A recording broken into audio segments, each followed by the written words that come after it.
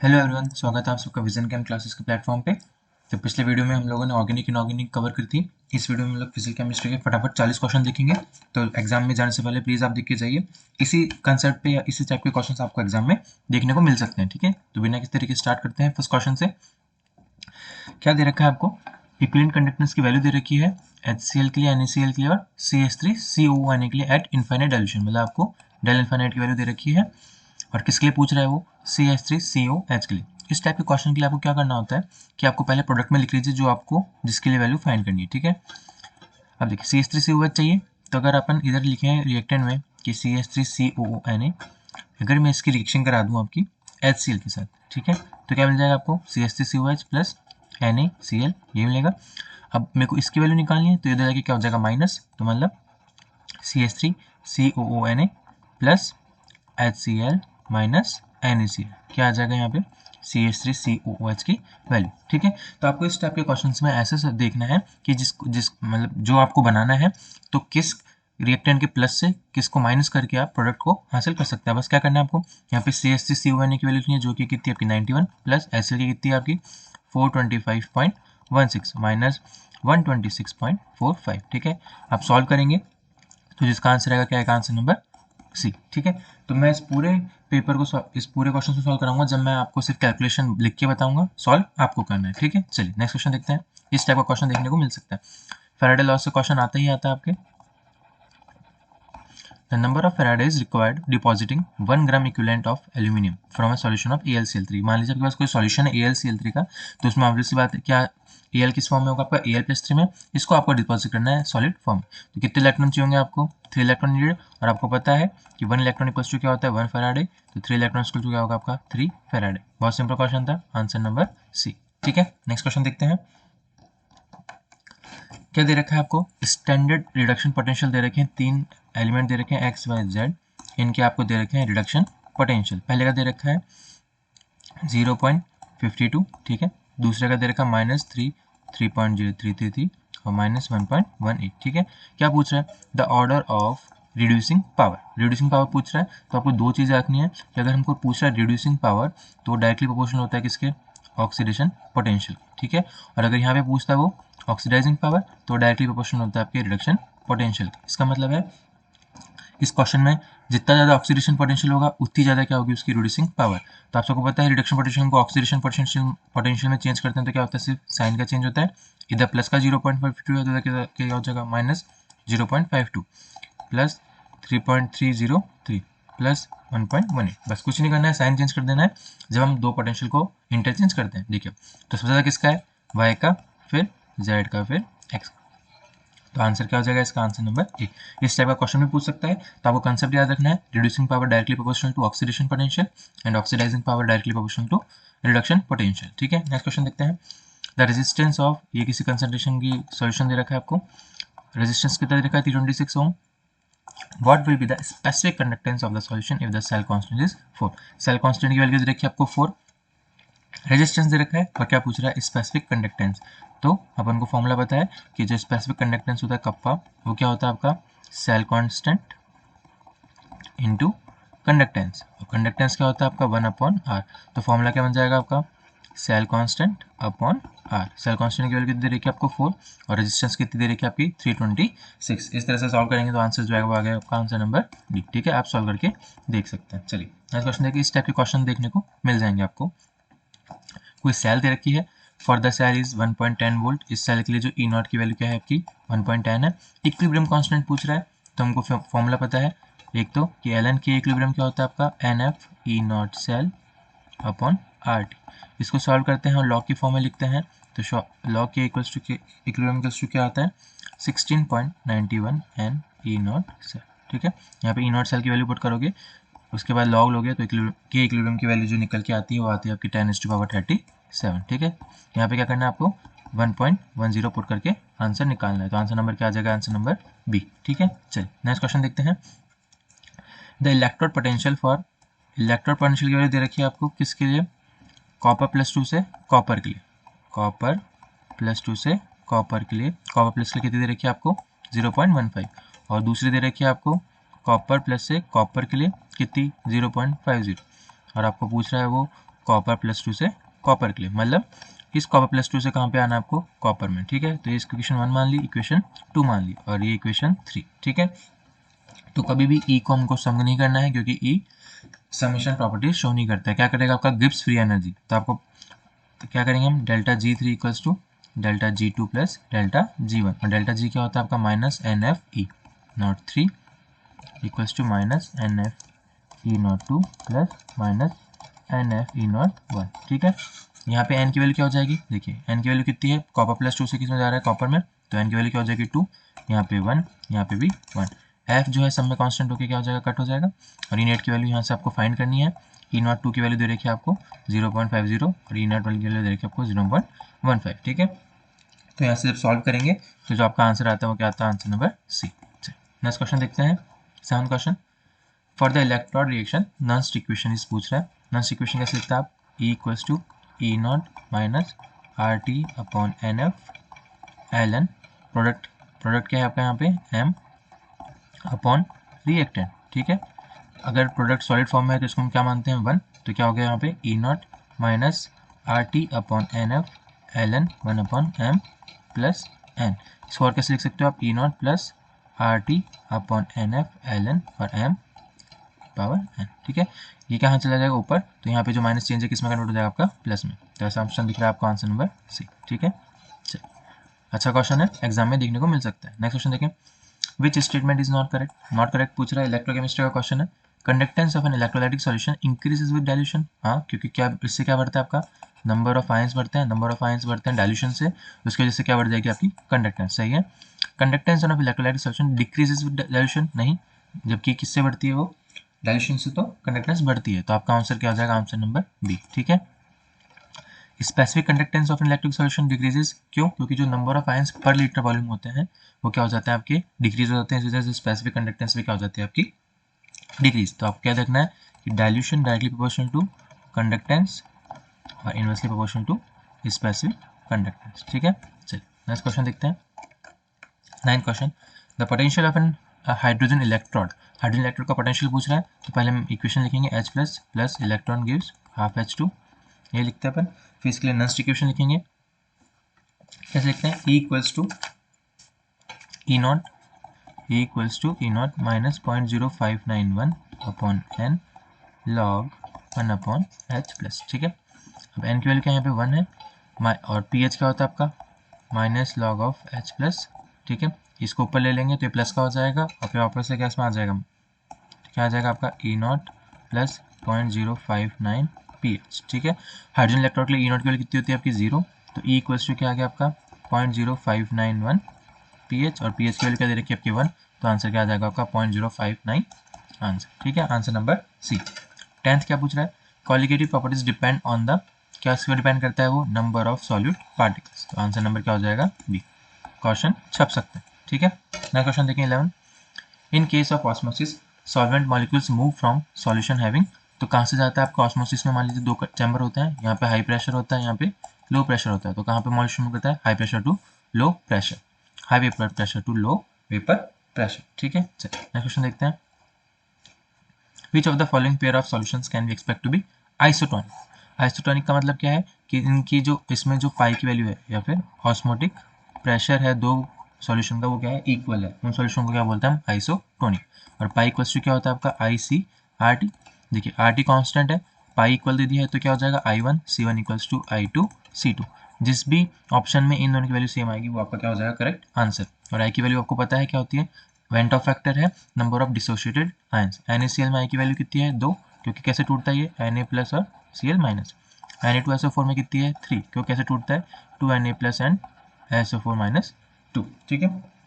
तो इस तरह से आपको C की वैल्यू भी दे रखी है और I की वैल्यू आप लोग निकाल सकते हैं। तो इस तरह से जब आंसर सॉल्व करेंगे तो इसका जो आंसर आता है वो क्या आता है आपका आंसर नंबर डी। क्वेश्चन आपको सॉल्व करके देखना, ठीक है। चलिए क्या बोल रहे हैं, वेंट ऑफ फैक्टर की वैल्यू 1 है, तो इसका मतलब क्या है, ना ही डिसोसिएशन हो रहा है ना ही एसोसिएशन हो रहा है, ठीक है। अगर एसोसिएशन होता तो आई की वैल्यू आती है उससे 1 से ज़्यादा, और अगर डिसोसिएशन होता तो आई की वैल्यू आती है किससे 1 से कम। रिडॉक्सिएशन का क्वेश्चन है, कोफिशिएंट पूछ रहा है XYZ। सबसे पहले अपन लोग किसको इक्वल करेंगे, लोडिंग को करके देख लेते हैं। CL कितने यहाँ पे 2, तो यहाँ पे क्या आएगी y की वैल्यू भी 2, ठीक है। तो देखिए y की वैल्यू 2 आनी चाहिए, तो ये वाला ऑप्शन कट जाएगा और ये वाला ऑप्शन कट जाएगा। ठीक है, अब टोटल नंबर ऑफ इलेक्ट्रॉन्स देख लेते हैं इधर। ठीक है, इधर कितने हैं 10 और 2, टोटल इलेक्ट्रॉन कितने हो गए मान लीजिए 12। तो इधर एक ही माइनस है, इधर बाकी न्यूट्रल है, तो यहाँ इसकी वैल्यू क्या होनी चाहिए आपकी 12। ठीक है, अगर यहाँ पे 12 होगी तो z क्या हो जाएगा आपका 6। क्यों? क्योंकि आपको हाइड्रोजन बराबर करना है। तो क्या आ गया आपके 12 to 6, तो आंसर नंबर क्या हो जाएगा, आंसर नंबर सी। अच्छा क्वेश्चन, इस टाइप का क्वेश्चन भी आपको देखने को मिल सकता है। ठीक है, 15 पूछ रहा है आपका vapour pressure of pure water at 298 kelvin is 23.8 mmHg। 50 gram of urea is dissolve in 850 gram of water, what is the relative lowering of vapour pressure. Relative lowering of vapour pressure पूछ रहा है, मतलब आपसे वो पूछ रहा है P not minus P S upon P S की वैल्यू। ठीक है, ये पूछ रहा है आपसे, ये आपका क्या होता है N2 upon N1 plus N2, यही होता है नंबर ऑफ मोल्स। अब देखिए N2 निकालना है आपको सबसे पहले, तो आपको W2 यूरिया कितना दे रहेगा आपको 50 ग्राम, और इसका जो मॉलिक्यूलर वेट होता है वो कितना होता है आपका 60। तो यहाँ से आप N2 निकाल सकते हैं, यहाँ से N2 निकालेंगे कैसे 50 अपॉन 60। ठीक है, उसके बाद N1 निकालना है आपको वाटर का, तो वाटर कितना दे रखा है आपको 850 ग्राम।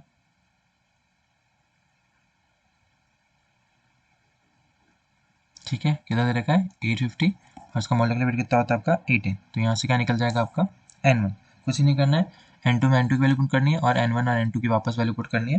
तो आपको इससे आंसर निकालना है, तो आंसर नंबर क्या आएगा आपका, आंसर नंबर बी। सॉल्व आपको करना है, मैं सिर्फ क्वेश्चन बता रहा हूँ कि कैसे सॉल्व करना है। ठीक है, चल नेक्स्ट क्वेश्चन देखें। The mole fraction of the solute in, mole fraction पूछ रहा है किसका, सॉल्यूट का, इन 1 molar aqueous solution. 1 molar aqueous solution का मतलब क्या है कि 1 मोल सॉल्यूट प्रेजेंट है आपका 1 kg सॉल्वेंट में। ठीक है, 1 मोलर सॉल्यूशन का मतलब क्या है आपका कि 1 मोल सॉल्यूट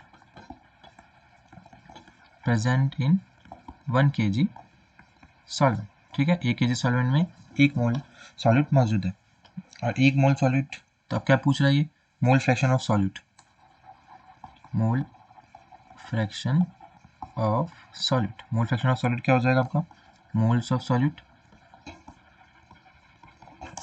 ठीक है, moles of solute upon moles of solute plus moles of solvent, ऐसे निकालते हैं अपन। मोल्स ऑफ सॉल्वेंट कैसे निकालोगे, 1 kg सॉल्वेंट है तो मतलब 1000 अपॉन मॉलिक्यूलर वेट कितना आ गया आपका 55.5। ठीक है, तो ये किसका आ गया आपके वाटर का आ गया, कितने मोल्स ऑफ वाटर प्रेजेंट है, तो कैसे निकालेंगे आप, 1 मोल सॉल्यूट है तो 1 अपॉन 1 प्लस 50.55। सॉल्व करने पे जो आंसर आएगा वो क्या आता है आपका 0.0। आंसर क्या आ जाएगा सी। अच्छा क्वेश्चन है, क्वेश्चन आपको एग्जाम में देखने को मिल सकता है। कुछ ही नहीं पूछ रहा, क्या पूछ रहा है, मोल फ्रैक्शन पूछ रहा है सॉल्यूट का इन 1 मोल एक्वेशन। तो 1 मोल एक्वेशन में अपने पास 1 मोल सॉल्यूट होता है किसमें, 1 kg सॉल्वेंट में। 1 kg सॉल्वेंट में से अपन ने क्या निकाला, सॉल्वेंट के मोल्स निकाले, और अपन को यहाँ पे मोल्स के सॉल्यूट पता ही है, और फिर मोल फ्रैक्शन का फॉर्मूला लगाया, आंसर आ जाएगा। ठीक है, चलिए नेक्स्ट क्वेश्चन देखें। 18th question, the example of homogeneous catalysis. Homogeneous catalysis का एग्जांपल पूछ रहा है। होमोजेनियस कैटालिसिस का मतलब क्या है कि जो आपके रिएक्टेंट है और जो कैटालिसिस है वो भी किस में हो, आपके सेम स्टेट में या सेम फेज में हो। तो इसका जो आंसर आता है वो आता है आपका आंसर नंबर सी। ठीक है, formation of SO3 in lead chamber process. ठीक है, ये याद करने वाला क्वेश्चन है, एनसीईआरटी में से पूछ सकता है। ठीक है, नेक्स्ट क्वेश्चन देखिए 19th। Which of the following statement is correct for the spontaneous adsorption of gas? तो स्पॉन्टेनियसली पूछ रहा है, तो आपको फॉर्मूला लगाना पड़ेगा पहले, delta G equals to delta H minus T delta S. ठीक है, ये फॉर्मूले से आप पुट करेंगे तो आपका आंसर आ जाएगा, जो आंसर होता है आपका आंसर नंबर क्या आएगा, आंसर नंबर बी। ठीक है, delta S is negative and therefore delta H should be highly negative. Delta S अगर मान लीजिए नेगेटिव भी है तो माइनस माइनस टर्म क्या हो जाएगी पॉजिटिव, तो इसलिए बोल रहा है कि डेल्टा एच जो नेगेटिव होगा वो ज़्यादा होगा किससे, डेल्टा एच से, तब डाके डेल्टा जी की वैल्यू किस में आएगी आपकी नेगेटिव। ठीक है, चलिए नेक्स्ट क्वेश्चन देखिए, इस टाइप का क्वेश्चन भी एग्जाम में देखने को मिल सकता है। Butter is a colloid form when water is dispersed in fat. Butter किसका एग्जाम्पल है आपका, इमल्शन का, जो वाटर इन ऑयल का एग्जाम्पल है। ठीक है, अच्छा क्वेश्चन है, एग्जाम में आ सकता है। नेक्स्ट क्वेश्चन देखिए, in Freundlich absorption isotherm the value of 1/n। तो फ्रेंडलिच एब्जॉर्प्शन आइसोथर्म क्या बोलता है, x/n plus two Kc 1/n। ठीक है, और यहाँ जो 1/n की वैल्यू होती है वो होती है 0 to 1। ठीक है, याद रखना है। तो आंसर क्या आ जाएगा, आंसर नंबर ई। नेक्स्ट क्वेश्चन देखिए 22। विच of the following ion has minimum fluctuation value. Minimum fluctuation value पूछ रहे हैं, तो आपने फॉर्मूला पढ़ा है कि जो फ्लक्चुएशन वैल्यू होती है वो इन्वर्सली प्रोपोर्शनल होती है किसके, फ्लक्चुएशन पावर के, और पावर मतलब कि जितना ज़्यादा क्या होगा आपका चार्ज होगा आयन पे, उतनी ज़्यादा क्या होगी आपकी पावर होगी, और उतनी कम क्या होगी आपकी फ्लक्चुएशन वैल्यू। ठीक है, ये कंसेप्ट लगाना है। तो देखिए यहाँ -1 -2 -3 यहाँ पे 4, तो आंसर क्या हो जाएगा आपका, आंसर नंबर डी। इस टाइप का क्वेश्चन डेफिनेटली आपको एग्जाम में देखने को मिलेगा, तो इसको छोड़ के नहीं जाना है। ठीक है, चलिए 2Na plus H2 gives 2NaH, which is correct regarding the above reaction. तो देखिए सोडियम ऑक्सीडाइज्ड पूछ रहा है, सोडियम ऑक्सीडाइज्ड हो रहा है। देखिए यहाँ से Na क्या बन रहा है आपका, Na+ बन रहा है, तो ऑक्सीडाइजेशन हो रहा है। ठीक है, यहाँ से H2 न्यूट्रल से क्या बच रहा है H-, तो हाइड्रोजन का भी क्या हो रहा है, रिडक्शन हो रहा है। तो आंसर क्या आ जाएगा आपका, आंसर नंबर सी। ठीक है, इजी क्वेश्चन था, इतना नहीं इसमें। मेसो कॉलम ऑक्सीडेशन स्टेट पूछ रहा है, तो सबसे पहले क्या पूछ रहा है H2O2 की, तो कैसे टूटेगा मान लीजिए O2 -2, तो ऑक्सीजन की ऑक्सीजन स्टेट कितनी आ गई आपकी इसमें -1, इसका क्या हो जाएगा आंसर नंबर 3। KO2 तो क्या हो जाएगा ये K + O2 -1। ठीक है, तो इसमें जो ऑक्सीजन की ऑक्सीजन स्टेट आएगी वो कितनी आएगी, हाफ -हाफ, तो क्या हो जाएगा इसका सेकंड का फोर्थ। ठीक है, OF2 वापस से O+2 में टूटेगा और 2F- में टूटेगा, तो O की जो ऑक्सीजन स्टेट आएगी कितनी आएगी आपकी +2, और O2F2 कैसे टूटेगा आपका 2F- और O2+2, तो कैसे टूटेगा 2F- एंड O2+2। ठीक है, तो ऑक्सीजन की स्टेट कितनी हो जाएगी आपकी +1। तो फर्स्ट का क्या है, पहले थर्ड, फर्स्ट का थर्ड है, एक ही ऑप्शन है, तो आंसर नंबर डी। ठीक है, सिंपल क्वेश्चन है, एग्जाम में आ सकता है। Among halides which will not show disproportional reaction, बहुत इंपॉर्टेंट क्वेश्चन है, एग्जाम में पक्का आएगा। डिस्प्रोपोर्शनल रिएक्शन कौन सी आपका जो हैलोजन है वो शो नहीं करता है, वो आपका फ्लोरीन। क्यों, क्योंकि इसके पास पॉजिटिव ऑक्सीजन स्टेट ये शो नहीं करता है। ठीक है, चलिए नेक्स्ट क्वेश्चन देखते हैं 26। The overall oxidation state of carbon in carbon सब ऑक्साइड, कार्बन सब ऑक्साइड में इसका इसमें जो आंसर आता है वो क्या आता है आपका, आंसर नंबर सी। एनसीईआरटी से पूछा गया है, इसको रख के जाना है। ठीक है, चलिए नेक्स्ट क्वेश्चन देखते हैं।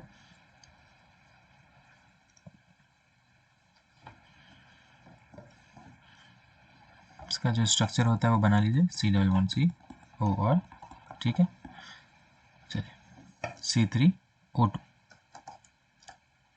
क्या पूछ रहा है 27, permanganate ions react with bromide ion in basic medium to gives. तो जो आपकी इक्वेशन होती है वो क्या होती है आपकी, परमैंगनीट आयन रिएक्ट करते हैं 2MnO4 minus plus 3Br minus plus 4OH minus gives twice of MnO2 plus thrice of BrO3 minus plus 2H2। तो क्या मिलता है आपको, manganese dioxide and bromide ion, answer number D. ठीक है, चलिए क्या बोल रहा है, first order reaction has a rate constant दे रखी है आपको फर्स्ट ऑर्डर के लिए। How long will 5 gram of this reactant take to reduce 3 gram. Formula क्या होता है, T = 2.303 upon K log initial concentration upon final concentration. ठीक है, तो आपको ए नॉट कितना दे रखा है 5 ग्राम, और लास्ट में जो रिड्यूस होकर कितना बच रहा है आपका 3 ग्राम। तो ए नॉट की वैल्यू दे रखी है, ए की वैल्यू दे रखी है, के की वैल्यू कितनी दे रखी है 1.15 × 10⁻³ ठीक है, सबको सॉल्व करेंगे तो जो आपका आंसर निकल के आता है वो आता है आपका आंसर नंबर बी 4447। ठीक है, सॉल्व आपको खुद को करना है। नेक्स्ट 29 क्या पूछ रहा है, a first order reaction takes 40 minutes for 30% decomposition, calculate T half. वापस से वही क्वेश्चन है, के इक्वल्स टू क्या हो गया 2.303 T log A naught upon A. ठीक है, तो मान लीजिए एक 100 आपके पास 100 ग्राम कोई कंपोनेंट है, अगर वो टाइम पूछ रहा है 30% के लिए, तो उसको क्या मान लेंगे अपन 100। ठीक है, 30% डिकम्पोज हो गया, तो मतलब बचा कितना 70। इस तरह से कर सकते हैं। टी आपको दे रखा कितना 40, तो यहाँ से क्या निकल जाएगा आपका के। बाद में क्या पूछ रहा है, टी हाफ पूछ रहा है, और टी हाफ क्या होता है आपका, T half equals to 0.693 upon K. तो यहाँ से जो के निकलेगा वो यहाँ पुट कर देंगे, तो टी हाफ की वैल्यू आ जाएगी। ठीक है, इस तरह से जो आंसर आएगा वो आता है आपका answer number A. Next question देखिए 30 question, the rate constant for the forward and backward reaction दे रखी है आपको। इक्विलिब्रियम कांस्टेंट की पूछ रहा है, तो के इक्विलिब्रियम क्या होता है आपका, के फॉरवर्ड अपॉन के बैकवर्ड। सिर्फ वैल्यू पुट करनी है और आपकी के इक्विलिब्रियम की वैल्यू आ जाएगी। इस तरह से सॉल्व करोगे तो आंसर क्या आएगा आपका, आंसर नंबर बी। ठीक है, 31 का देखिए, पैकिंग एफिशिएंसी पूछ रहा है किसकी, HCP की कितनी होती है 74, याद रखने वाला क्वेश्चन है।